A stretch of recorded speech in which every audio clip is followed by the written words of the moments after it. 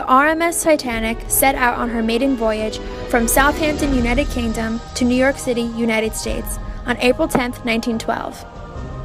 Under the command of Edward Smith, the ship's passengers included some of the wealthiest people in the world, including the ship's architect, Thomas Andrews. Titanic was advertised as the unsinkable ship because Andrews had originally designed it to be made of steel. The steel proved to be too costly for the White Star Line, and so Titanic was built out of iron instead. The name Titanic itself was derived from the Greek mythology meaning gigantic. Titanic was 882 feet long and 104 feet high. She weighed about 46,000 tons. The passenger facilities on the Titanic aimed to meet the highest standards of luxury. The ship could technically accommodate 833 first-class passengers, 614 second-class passengers, and 1,006 third-class passengers, making her capacity for guests 2,453, while her capacity for crew members was over 900, which took her full capacity up to about 3,550. Having so many aboard the ship, one would think that the amount of lifeboats would be substantial, allowing all the passengers, if anything were to happen, have a chance of survival. For the officials of Titanic, appearance was more important for the unsinkable ship. Titanic only carried 20 lifeboats, when in reality the ship had room for 64. But some thought the decks would look too crowded, and so they left them behind. Each lifeboat could carry 65 people. Not one lifeboat after the sinking held any more than 30 people, cutting the small possible survival rate to an even smaller number. On April 14th, Titanic received a series of warnings from other ships of drifting ice in the area. Disregarding the warnings, the ship continued to steam at full speed. Close calls with ice were not uncommon. Captain Smith himself had declared in 1907 that he could not imagine any condition which would cause a ship to founder. At 11:40 p.m. on April 14th, lookout Frederick Fleet spotted an iceberg immediately ahead of the Titanic and alerted officials. First Officer William Murdoch ordered the ship to be steered around the obstacle and engines put in reverse, but it was too late. The starboard side of the Titanic struck the iceberg, creating a series of holes below the waterline. 5 of the ship's watertight compartments were flooded. The ship could not survive with more than 4 compartments being flooded.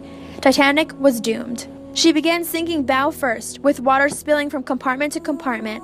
Those aboard the Titanic were not nearly prepared for such a disaster.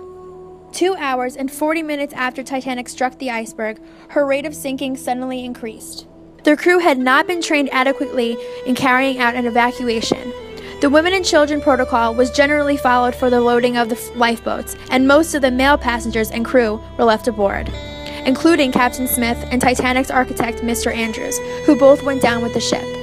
As her unsupported stern rose out of the water, the ship began to break in two. The ship plunged back into the lethally cold water with a temperature of only 28 degrees Fahrenheit. Life expectancy in such temperatures is about 15 minutes. 20% of the victims died of cold shock within 2 minutes. Another 50% died within 15 to 30 minutes from cold incubation, and unconsciousness caused the rest to perish from drowning.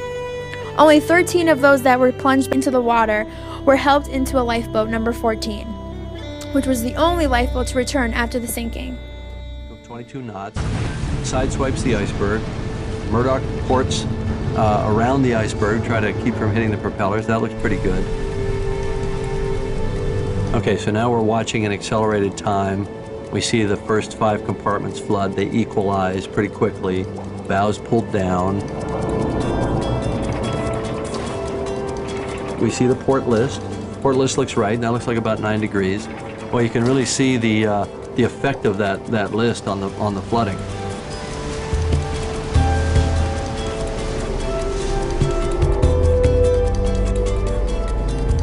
So yeah, superstructure starts to get pulled under.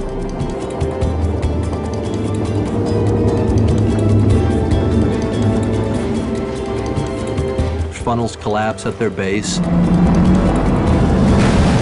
Now the bow is accelerating downward. That looks good. We're starting to see the stern come up. We got our maximum peak stress, and yeah, boom, boom, it breaks. Okay, bow swinging down. That looks good.